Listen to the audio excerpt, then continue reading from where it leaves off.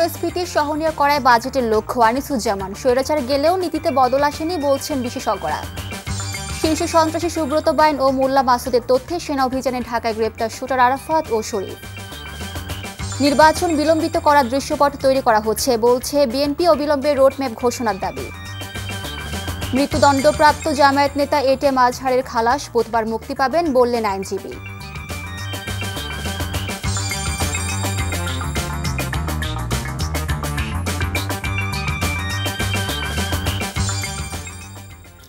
আসসালামু আলাইকুম, ইসমত মিলি স্বাগত জানাচ্ছি এনটিভির মধ্যরাতের খবরে। ক্রাউন সিমেন্ট শিরোনাম দেখছিলেন, এবার পুরো খবর। আগামী বাজেটে মূল্যস্ফীতি সহনীয় করায় সরকারের অগ্রাধিকার বলে জানিয়েছেন প্রধান উপদেষ্টার অর্থ মন্ত্রণালয় সংক্রান্ত বিশেষ সহকারী ডক্টর আনিসুজ্জামান চৌধুরী। তিনি বলেন, আইসিইউ থেকে বেরিয়ে এসেছে দেশের অর্থনীতি, তবে এবার বাজেট নিয়ে জনগণের সাথে কোনো আলোচনা হয়নি মন্তব্য করে রাজনৈতিক নেতা, অর্থনীতিবিদ এবং ব্যবসায়ীরা বলছেন, স্বৈরাচার সরকারের বদল হলেও দেশের অর্থনৈতিক নীতিতে কোনো পরিবর্তন আসেনি। তারা বলেন, নীতি সহায়তার মাধ্যমে ব্যবসায় আস্থা ফিরিয়ে আনায় মনোযোগী হতে হবে সরকারকে। মঙ্গলবার রাতে এনটিভি এফবিসিসিআই যৌথ আয়োজনে কেমন বাজেট চাই অনুষ্ঠানে এসব বক্তব্য উঠে আসে। হাসান মাহমুদের রিপোর্ট। অগণিত দর্শকদের শুভেচ্ছা জানাচ্ছি। আমাদের এই বিশেষ আসছে বাজেটে সাধারণ মানুষ এবং ব্যবসায়ী সহ বিভিন্ন শ্রেণী পেশার প্রতিনিধিদের চাহিদা ও ভাবনার বিভিন্ন প্রসঙ্গ উঠে আসে এনটিভি ও এফবিসিসিআই এর যৌথ আয়োজনে অনুষ্ঠিত কেমন বাজেট চাই অনুষ্ঠানে। সকাল থেকে সন্ধ্যা পর্যন্ত অর্থ পাচার আর সীমাহীন দুর্নীতির মধ্য দিয়ে পতিত স্বৈরাচার দেশের অর্থনীতিকে যে নাজুক অবস্থায় রেখে গেছে, তা থেকে গেল 9 মাসে অন্তর্বর্তী সরকার অনেকটা ঘুরে দাঁড়িয়েছে মন্তব্য করে প্রধান উপদেষ্টার অর্থ মন্ত্রণালয় সংক্রান্ত বিশেষ সহকারী ডক্টর আনিসুজ্জামান চৌধুরী বলেন, মানুষের যাপিত জীবনকে সহজ করাই সরকারের লক্ষ্য। ইনফ্লেশনকে আমি ঠিক ইনফ্লেশন বলি, আমি কস্ট অফ লিভিং বলি। এটাকে ইনফ্লেশনের ডেফিনেশন অনেক আছে। আমরা কস্ট অফ লিভিংটাকে মানে জীবন যে ডেইলি লাইফ, এটাকে সহনীয় করা, এটা হচ্ছে আমাদের মেইন কাজ। সেটা সহনীয় করার জন্য আমরা শুধু মুদ্রানীতি দিয়ে আমরা চেষ্টা করছি না। আমরা গত রমজানের মধ্যে দেখেছি এটা সহনীয়ের মধ্যে ছিল কিনা, এটাই হচ্ছে প্রমাণ। যে সমস্ত কমিটিগুলি আছে, অন্তর্বর্তী সরকার যে বাজেট উপস্থাপন করতে যাচ্ছে তা নিয়ে জনগণের সাথে সরকারের কোনো আলোচনা হয়নি জানিয়ে রাজনীতিবিদ ও অর্থনীতিবিদরা বলছেন, ব্যাংক ও জ্বালানি খাতে এখনো অনেকটা নাজুকতা রয়ে গেছে। আইসিইউ থেকে বেরোতে পারেনি ইন্ডাস্ট্রি ও শেয়ার বাজার।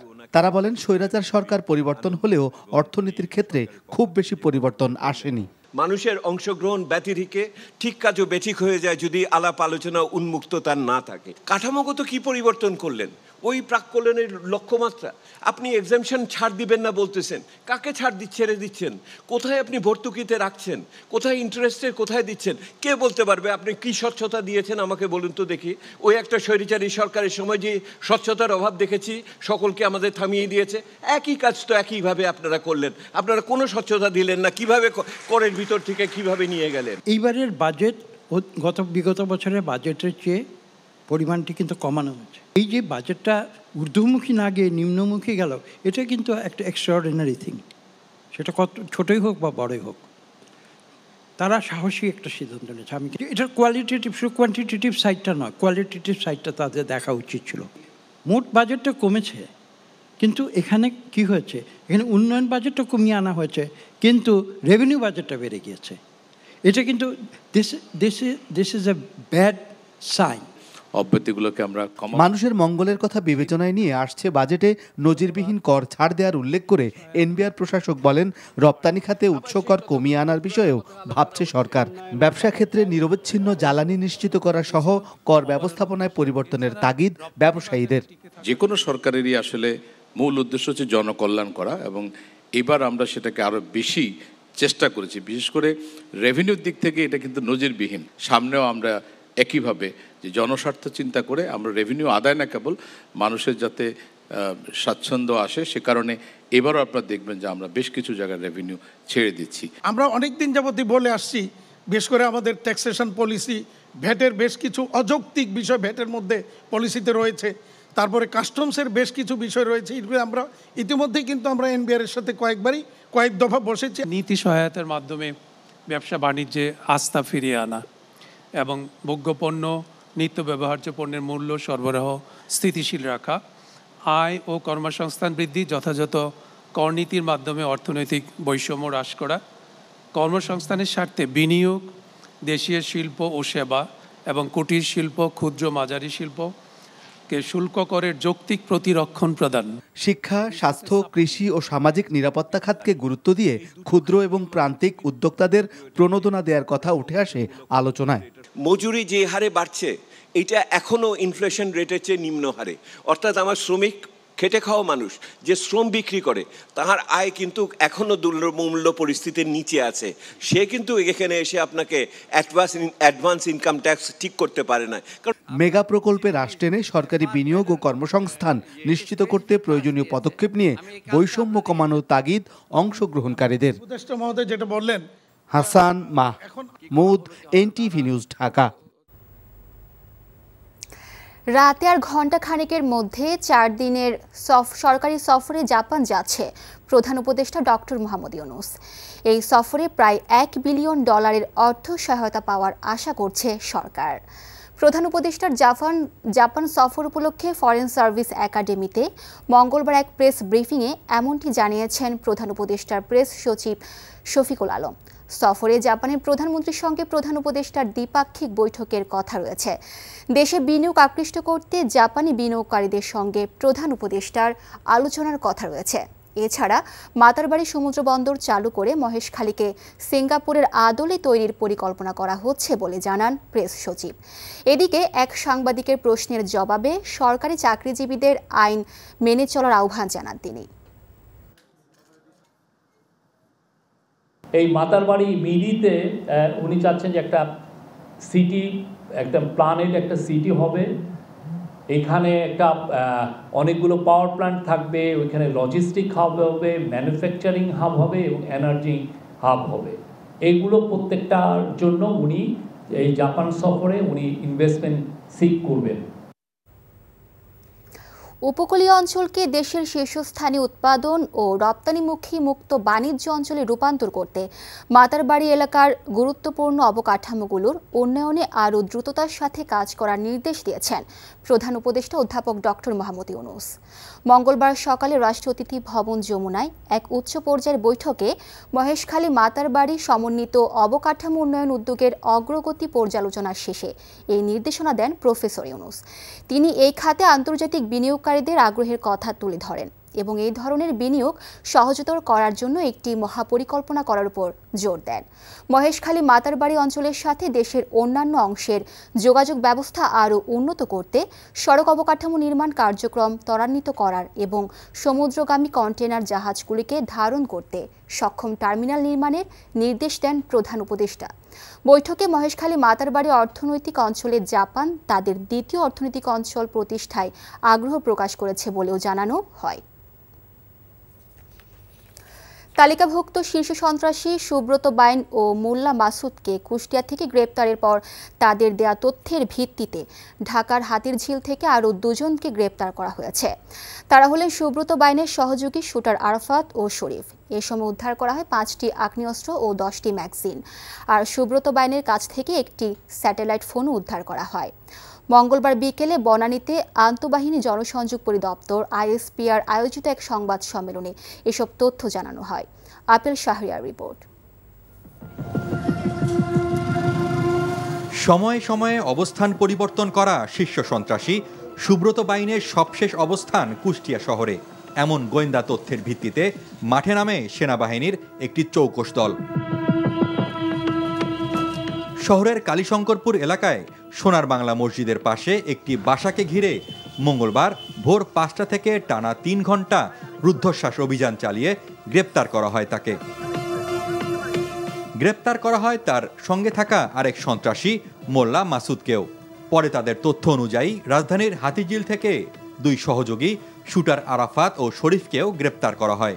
উদ্ধার করা হয় 5টি আগ্নেয়াস্ত্র ও 10টি ম্যাগাজিন। তার কাছ থেকে পাওয়া যায় একটি স্যাটেলাইট ফোনও। গত বছরের আগস্টে দেশে পট পরিবর্তনের পর কারাগার থেকে জামিনে বেরিয়ে আবারও সন্ত্রাসী কর্মকাণ্ডে জড়ায় সে। সুব্রত বাইন ওরফে ফতে আলী, আবু রাসেল, মাসুদ ওরফে মোল্লা মাসুদ, শুটার আরাফাত এবং শরীফ। অভিযান চলাকালে তাদের কাছ থেকে উদ্ধার করা হয়েছে 5টি বিদেশি পিস্তল, 10টি ম্যাগাজিন, 53 রাউন্ড অ্যামুনিশন এবং একটি স্যাটেলাইট ফোন। 90-এর দশকে ঢাকার অপরাধ জগতের আলোচিত নাম সুব্রত বাইন। আধিপত্য বিস্তার করে দরপত্র নিয়ন্ত্রণ ও বিভিন্ন স্থানে চাঁদাবাজিতে তার নাম আসা ছিল তখনকার নিয়মিত ঘটনা। এসব কাজ করতে গিয়ে অসংখ্য খুনের ঘটনাও ঘটেছে।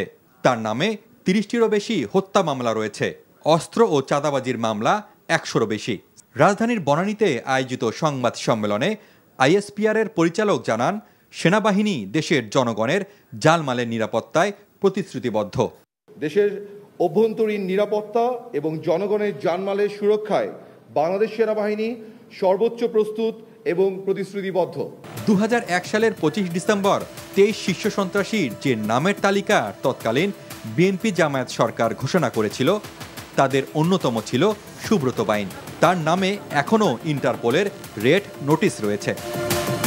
Apple Shahriar, NTV news, Dhaka. জাতীয় সংসদ নির্বাচন বিলম্বিত করার জন্য কিছু দৃশ্যপট তৈরি করা হচ্ছে বলেও মন্তব্য করেছেন বিএনপি নেতা খন্দকার মোশাররফ হোসেন। মঙ্গলবার বিকেলে গুলশানে বিএনপি চেয়ারপারসনের কার্যালয়ে দলের স্থায়ী কমিটির এক জরুরি সংবাদ সম্মেলনে তিনি বলেন, প্রধান উপদেষ্টার সঙ্গে রাজনৈতিক দলগুলোর বৈঠকের পরও সরকারের পক্ষ থেকে জাতীয় নির্বাচনে সুস্পষ্ট ঘোষণা না আসায় হতাশ বিএনপি। এ সময় মইদুল ইসলামের রিপোর্ট। সংবাদ সম্মেলনে উপস্থিত হওয়ার জন্য সম্প্রতি বিভিন্ন রাজনৈতিক দলের সাথে প্রধান উপদেষ্টার বৈঠকের পর উদ্ভূত রাজনৈতিক পরিস্থিতি নিয়ে বিএনপির স্থায়ী কমিটির এই সংবাদ সম্মেলনে ডক্টর খন্দকার মোশাররফ হোসেন বলেন, ওই বৈঠকের পর সরকারের পক্ষ থেকে যে বক্তব্য পাওয়া গেছে তাতে নির্বাচনে কোনো রোডম্যাপ না থাকায় হতাশ বিএনপি। সরকারের যে বক্তব্য পাওয়া গিয়েছে তাতে জাতীয় সংসদ নির্বাচনের বিষয়ে সুস্পষ্ট কোনো রোডম্যাপের ঘোষণা না থাকায় আমরা হতাশ হয়েছি। ডিসেম্বর 2025-এর মধ্যে একটি জাতীয় সংসদ গঠনের জন্য অবিলম্বে সুনির্দিষ্ট রোডম্যাপ ঘোষণার দাবি জানাচ্ছি। এর অন্যথা হলে জনগণের দল হিসাবে বিএনপির পক্ষে এই সরকারের প্রতি সহযোগিতা অব্যাহত রাখা কঠিন হয়ে দাঁড়াবে। জাতীয় সংসদ নির্বাচনকে বিলম্বিত করতে নানা ধরনের ওসিলা তৈরি করা হচ্ছে বলেও সংবাদ সম্মেলনে অভিযোগ করেন ডক্টর খন্দকার মোশাররফ হোসেন। এই নির্বাচনকে বিলম্বিত করার জন্য কিছু উছিলা বের করা হচ্ছে। যেমন একটা উছিলা হলো বিচার শেষ করতে হবে। আমরাও তো বিচার চাই। এই আওয়ামী লীগ স্বৈরাচার ফ্যাসিস্ট সরকারের অধীনে তারা আমাদেরকে নিশ্চিহ্ন করে দেওয়ার জন্য কি করেনি। এরপরেও কেন প্রশ্ন আসে যে আমরা তাদের বিচার চাইব না? বিএনপি সবচাইতে বেশি তাদের বিচার চাই। তবে আমরা এটা বিশ্বাস করি যে বিচার হবে স্বাধীন বিচার ব্যবস্থার মধ্যে। তো আমি স্বাধীন বিচারও চাইব, আবার চাইব মুখদিনের মধ্যে এই বিচার করতে হবে। এটা তো সাংঘর্ষিক। সুনির্দিষ্ট রোডম্যাপ দিয়ে দ্রুত জাতীয় সংসদ নির্বাচন অনুষ্ঠানের মধ্য দিয়ে দেশে গণতান্ত্রিক পরিবেশ ফিরিয়ে এনে পরাজিত ফ্যাসিবাদী শক্তির ইন্ধন এবং বিদেশি ষড়যন্ত্র রুখে দেওয়া সম্ভব বলেও মনে করেন বিএনপির স্থায়ী কমিটি। মইদুল ইসলাম, এনটিভি নিউজ, ঢাকা। সরকারি চাকরি সংশোধিত অধ্যাদেশ 2025 বাতিল করতে মন্ত্রিপরিষদ সচিবের সাথে আলোচনার আশ্বাসে বুধবারের জন্য বিক্ষোভ কর্মসূচি স্থগিত করেছে সচিবালয় কর্মকর্তা কর্মচারী ঐক্য ফোরাম। মঙ্গলবার বিকালে সচিবালয়ে 3 সচিবের সাথে বৈঠক শেষে এ কথা জানান ফোরামের নেতারা। এর আগে কড়া নিরাপত্তার মধ্যেই চতুর্থ দিনের মতো সচিবালয়ের ভেতরে বিক্ষোভ করেন তারা। এদিকে সচিবালয়ের বাইরে বিগত সরকারের সুবিধাভোগী আমলাদের অব্যাহতির দাবিতে বিক্ষোভ করেছে জুলাই মঞ্চ। রিপোর্ট করছেন রুকনউদ্দিন। পূর্ব ঘোষণা ছিল মঙ্গলবার সকাল 11টায় চতুর্থ দিনের মতো বিক্ষোভ কর্মসূচি পালন করবেন সচিবালয়ের কর্মচারীরা। কিন্তু মঙ্গলবার সকাল থেকেই সচিবালয়ে প্রবেশে ছিল ব্যাপক কড়াকড়ি। চারপাশে মোতায়েন করা হয় অতিরিক্ত পুলিশ, বিজিবি, সোয়াত এবং এপিবিএনের সদস্যদের। প্রবেশ বন্ধ ছিল দর্শনার্থীদেরও। আজকে একটু এক্সট্রাভাবে জোরদার করা হয়েছে, এটা ঠিক আছে। বাহিরে কড়া নিরাপত্তার মধ্যেও সচিবালয়ের ভেতরে সংশোধিত সরকারি চাকরি অধ্যাদেশ বাতিলের দাবিতে বেলা 11:30টায় বিক্ষোভ শুরু করেন কর্মচারীরা। ঘণ্টা দেড়েক অবস্থান করেন মন্ত্রিপরিষদ বিভাগ ও জনপ্রশাসন মন্ত্রণালয়ের নতুন ভবনের সামনে। আর সকালে না দিলেও কর্মচারীদের বিক্ষোভ কর্মসূচি শেষ হবার পর বেলা 1:30 নাগাদ গণমাধ্যম কর্মীদের সচিবালয়ে প্রবেশের অনুমতি দেয়া হয়। মঙ্গলবার বিকেলে গৃহায়ন, ভূমি ও স্থানীয় সরকার 3 সচিবের সাথে বৈঠকে বসেন আন্দোলনকারীরা। কালকে সকাল 10টায় আমরা যারা আছি এটার সাথে সংশ্লিষ্ট সব সচিব মিলে আমরা মন্ত্রী পরিষদ সচিব মহোদয়কে এই কথাগুলো জানাবো। আইনটা বাতিল চেয়েছে ওনারা শুধু শঙ্কা প্রকাশ করেছে যে এইটা মিসইউজ হতে পারে। সরকার সিদ্ধান্ত, আমরা জানাবো সেটা। আমি তো সরকারি চাকরি করি, সরকার যেটা করবে সবই ঠিক। বৈঠকে ঊর্ধ্বতন কর্মকর্তাদের সাথে আলোচনার আশ্বাসে বুধবার একদিনের জন্য কর্মসূচি স্থগিত করেন সচিবালয়ের আন্দোলনরতরা।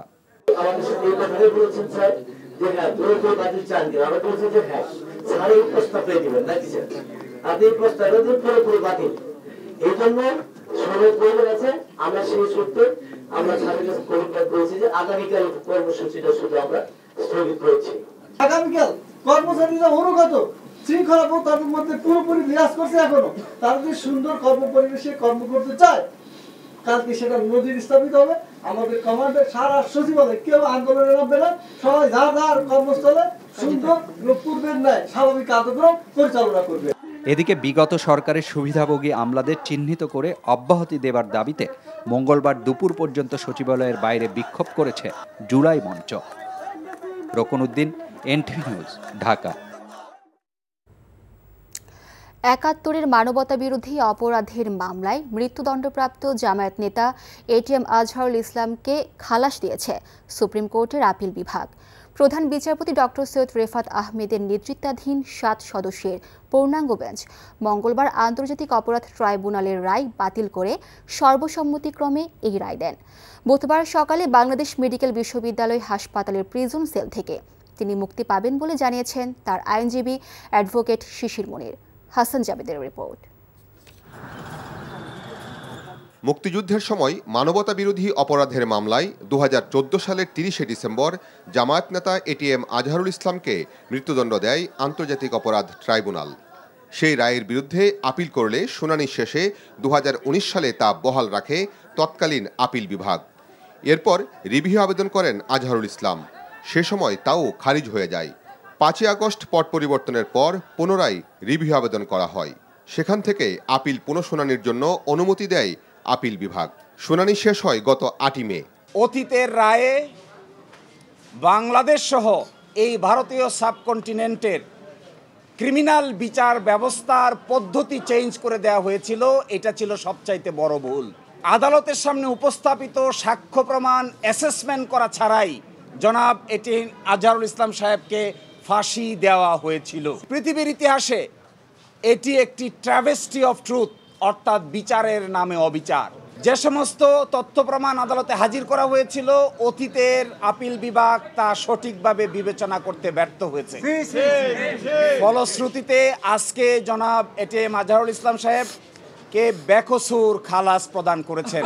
রাজনৈতিক প্রতিহিংসা এবং মিথ্যার উপর ভিত্তি করে আজহারুল ইসলামকে মৃত্যুদণ্ড দেওয়া হয়েছিল। এই রায়ের মাধ্যমে তাও প্রমাণ হয়েছে, এমনটাই বললেন তার আইনজীবী। এই রায়ের মাধ্যমে আমরা মনে করি সত্য জয়ী হয়েছে, মিথ্যা পরাজিত হয়েছে। রায় ঘোষণার 4.5 ঘন্টা পর 3 পৃষ্ঠার রায়ের সংক্ষিপ্ত আদেশ প্রকাশিত হয় এবং তা ট্রাইব্যুনালে পাঠানো হয়। সেখান থেকে রায়ের কপি যায় কারাগারে।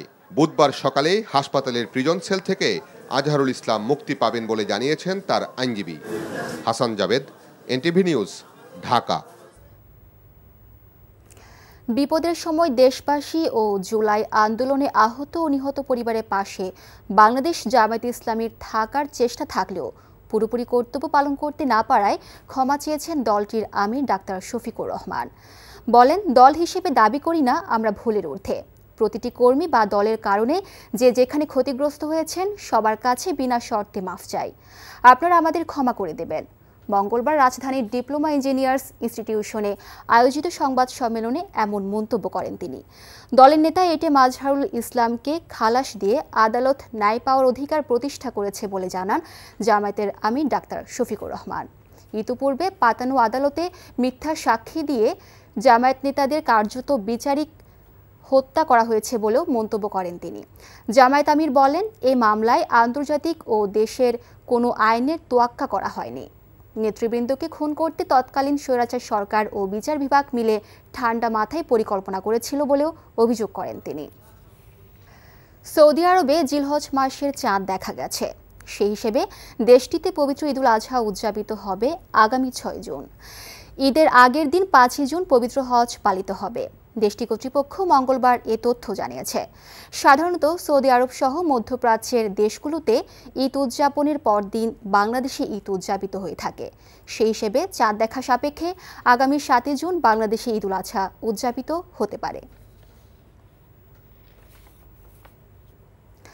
বাংলাদেশের লালমনিরহাটে পরিত্যক্ত বিমানবন্দর পুনরায় চালুর পাল্টা পদক্ষেপ হিসেবে 90-এর দশকে বন্ধ হওয়া ত্রিপুরার কায়লা শহর বিমানবন্দর পুনরায় চালুর কাজ শুরু করেছে নয়াদিল্লি।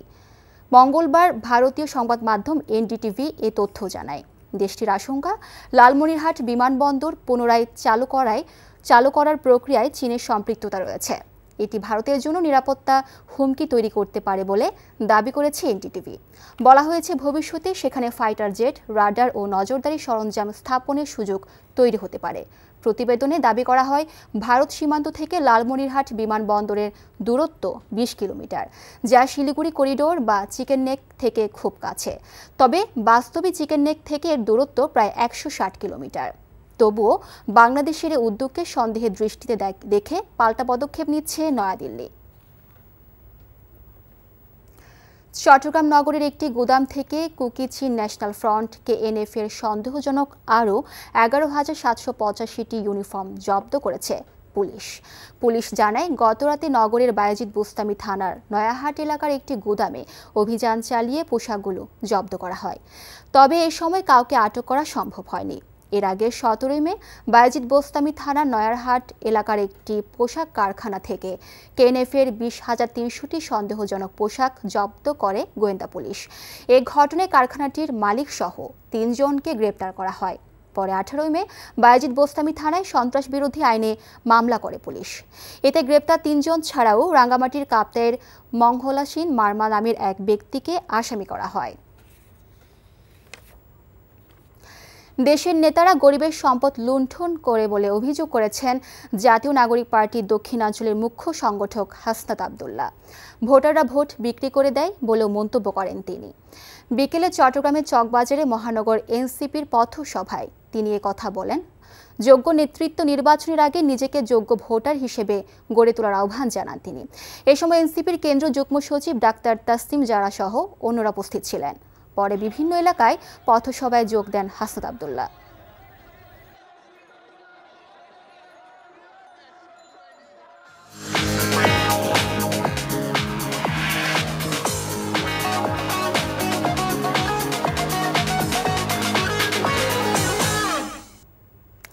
মার্কেন্টাইল ব্যাংক অর্থনীতির খবর। আওয়ামী লীগ শাসনামলে দেশ থেকে প্রায় $20 বিলিয়ন পাচার হয়েছে, জানিয়ে Bangladesh bank governor Ahsan H Mansur বলেন, পাচারকৃত অর্থ ফেরত আনতে 5 বছর পর্যন্ত সময় লাগতে পারে। রাজধানীর মতিঝিলে বাংলাদেশ ব্যাংক কার্যালয়ে বাংলাদেশ ফাইন্যান্সিয়াল ইন্টেলিজেন্স ইউনিটের বার্ষিক প্রতিবেদন প্রকাশ অনুষ্ঠানে তিনি একথা বলেন। কেন্দ্রীয় ব্যাংক গভর্নর বলেন, পাচারকৃত অর্থ ফেরত আনার প্রক্রিয়া বেশ জটিল এবং সংশ্লিষ্টদের জন্য নতুন অভিজ্ঞতা। তাই আন্তর্জাতিক প্রক্রিয়া মেনে প্রমাণ সংগ্রহ এবং আইনি লড়াইয়ের জন্য প্রস্তুতিতে সময় লাগছে। দুর্নীতির অভিযোগ থাকলেও কোনো বিজনেস অ্যাকাউন্ট এখন পর্যন্ত জব্দ করা হয়নি এবং হবেও না, জানিয়ে তিনি বলেন, বাংলাদেশ ব্যাংক চায় না ব্যবসা প্রতিষ্ঠানগুলো কোনোভাবে ক্ষতিগ্রস্ত হোক।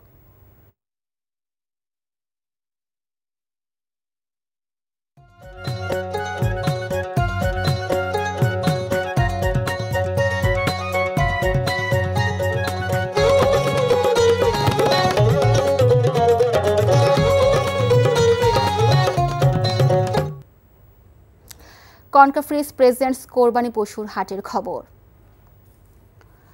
আসন্ন ঈদুল আজহাকে ঘিরে ময়মনসিংহের বিভিন্ন গ্রাম, পাড়া, মহল্লায় ছোট ও বড় আকারে কোরবানির পশুর খামার গড়ে উঠেছে। খামারে ব্যস্ত সময় পার করছেন খামারিরা। ঈদ ঘিরে এর মধ্যে বেশ কিছু স্থানে পশুর হাট জমে উঠতে শুরু করেছে। ক্রেতা বিক্রেতা আর পশুর আগমনে সরগরম হাট এলাকা। এদিকে হাটে নিজের খামারে লালন পালন করার পশুর তুলতে চলেছে শেষ মুহূর্তের প্রস্তুতি। জেলা প্রাণী সম্পদ অফিস জানিয়েছে, ঈদ ঘিরে জেলায় 2.5 লাখ পশু প্রস্তুত করা হয়েছে, আর জেলা জুড়ে চাহিদা রয়েছে প্রায় 2 লাখ পশুর। উদ্বৃত্ত পশু সারা দেশে সরবরাহ করা হবে। নিরাপদ গবাদি পশুর মাংস উৎপাদনে পশু হৃষ্টপুষ্টকরণের ব্যাপারে খামারিদের সহযোগিতা করেছে স্থানীয় কৃষি বিভাগ। খামারি ও পশু ব্যবসায়ীরা ভালো দাম পাবার আশা করছেন।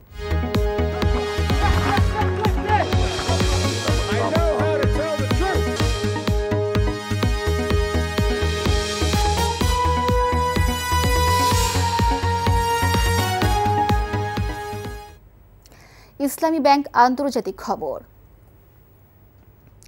গাজায় হামলা বন্ধ ও গণহত্যার দায়ে ইসরায়েলের প্রধানমন্ত্রী সহ সকল মন্ত্রীর উপর নিষেধাজ্ঞা দিতে যুক্তরাজ্য সরকারকে চিঠি দিয়েছে দেশটির 800-র বেশি সাবেক ও বর্তমান আইনজীবী। আল জাজিরা বলছে, প্রধানমন্ত্রী কিয়ের স্টারমারকে দেওয়া চিঠিতে বলা হয়, আন্তর্জাতিক আইনের গুরুতর লঙ্ঘন করে গাজায় নির্বিচার হামলা চালিয়ে যাচ্ছে নেতানিয়াহু সরকার। গাজায় পরিকল্পিত গণহত্যা, যুদ্ধাপরাধ এবং চরম মানবাধিকার লঙ্ঘিত হচ্ছে। এছাড়া গাজা খালি করে উপত্যকাটির দখলে নেওয়ার ইসরায়েলের অর্থমন্ত্রীর ঘোষণার সমালোচনা করা হয়। উপত্যকাটিতে ইসরায়েলের চলমান ঘৃণিত কর্মকাণ্ড দ্রুত বন্ধ করতে যুক্তরাজ্য প্রশাসনকে দ্রুত ব্যবস্থা নেওয়ার আহ্বান জানানো হয়। প্রবাসের খবর। প্রয়োজনীয় সংস্কার শেষে ডিসেম্বরের মধ্যে নির্বাচন আয়োজনের দাবি জানিয়েছেন সৌদি আরব বিএনপি নেতারা। এনটিভি জেদ্দা প্রতিনিধি মাসুদ সেলিম জানান, জেদ্দা সুলতান বিন সালমান বিএনপির অঞ্চল কমিটির যুগ্ম সাধারণ সম্পাদক আব্দুল শুক্কুর ও সদস্য শফিকের দেশে প্রত্যাবর্তন উপলক্ষে বিদায় সংবর্ধনায় এ দাবি জানান তারা। সুলতান বিন সালমান বিএনপি অঞ্চল কমিটি আয়োজিত সভায় সভাপতিত্ব করেন আহমদ আলী। উপস্থিত ছিলেন উপদেষ্টা আল নিজাম, সাধারণ সম্পাদক সৈয়দ পানিক মিয়া, সহসভাপতি রুহুল আমিন, সুলতান আহমেদ, অর্থ বিষয়ক সম্পাদক রফিক উদ্দিন, সাংগঠনিক সম্পাদক আরশ আলী, ফারুক মিয়া, মিডিয়া বিষয়ক সম্পাদক ইউনুস মিয়া।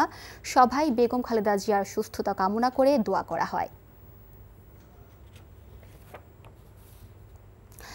শারীরিক সুস্থতায় কাজের পাশাপাশি খেলাধুলায় মনোনিবেশ করতে প্রবাসীদের প্রতি আহ্বান জানান কুয়েত কমিউনিটির নেতৃবৃন্দ। এনটিভি কুয়েত প্রতিনিধি আলামিন সরকার জানায়, বিজয় কাপ ফুটবল টুর্নামেন্টের উদ্বোধনী অনুষ্ঠানে এ আহ্বান জানান তারা। Saura football ground stadium Bangladesh দূতাবাসের পৃষ্ঠপোষকতায় উদ্বোধনী অনুষ্ঠানে প্রধান অতিথি ছিলেন কুয়েতে নিযুক্ত বাংলাদেশের রাষ্ট্রদূত মেজর জেনারেল সৈয়দ তারেক হোসেন। অনুষ্ঠানে সভাপতিত্ব করেন বাংলাদেশ ফুটবল অ্যাসোসিয়েশন কুয়েতের সভাপতি মোহাম্মদ মুর্শেদ আলম ভূঁইয়া।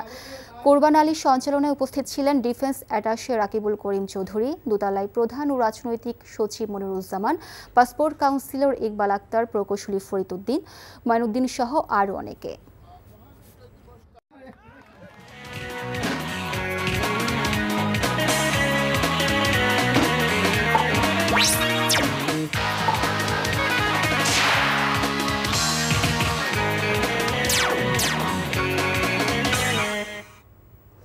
ইস্পাহানি প্রিমিয়াম টি খেলার খবর। ফুটবল। লন্ডনে বাংলাদেশ হাইকমিশনে পাসপোর্টের আবেদন করেছে ইংলিশ প্রিমিয়ার লিগের ক্লাব সান্ডারল্যান্ডের বয়সভিত্তিক দলের মিডফিল্ডার কিউবা মিচেল। তার বাবা জ্যামাইকান হলেও মা বাংলাদেশি। সেই সূত্রে তার বাংলাদেশের হয়ে খেলার সুযোগ রয়েছে। ইংল্যান্ডের দ্বিতীয় সারির ক্লাব সান্ডারল্যান্ড অনূর্ধ্ব 21 দলে খেলছেন কিউবা। 2005 সালে 23 নভেম্বর জন্মগ্রহণকারী এই ফুটবলারের বয়স বেশ কম, ফলে বাংলাদেশ জাতীয় দলের হয়ে দীর্ঘদিন খেলার সুযোগ রয়েছে তার। পাসপোর্ট হাতে পেলেই কিউবার বিশ্ব সিদ্ধান্ত নেবে বাফুফে। খবর শেষ করছি, যাবার আগে ক্রাউন সিমেন্ট শিরোনামগুলো আরও একবার। মূল্যস্ফীতি সহনীয় করায় বাজেটের লক্ষ্য, আনিসুজ্জামান। স্বৈরাচার গেলেও নীতিতে বদল আসেনি বলছেন বিশেষজ্ঞরা। শীর্ষ সন্ত্রাসী সুব্রত বাইন ও মোল্লা মাসুদের তথ্যে সেনা অভিযানে ঢাকায় গ্রেপ্তার শুটার আরাফাত ও শরীফ। নির্বাচন বিলম্বিত করার দৃশ্যপট তৈরি করা হচ্ছে বলছে বিএনপি, অবিলম্বে রোডম্যাপ ঘোষণার দাবি। মৃত্যুদণ্ডপ্রাপ্ত জামায়াত নেতা এটিএম আজহারের খালাস, বুধবার মুক্তি পাবেন বললেন আইনজীবী। এই ছিল মধ্যরাতের খবরে। এই খবরের ভিডিও সহ আপডেট জানতে ভিজিট করুন এনটিভি অনলাইন www.ntv.com। এছাড়াও এনটিভির জনপ্রিয় সব অনুষ্ঠান ও খবরের আপডেট জানতে ভিজিট করুন আমাদের ইউটিউব ও ভেরিফাইড ফেসবুক পেজে। সকাল 7:30টায় সকালের খবর দেখার আমন্ত্রণ রইল। ধন্যবাদ সবাইকে।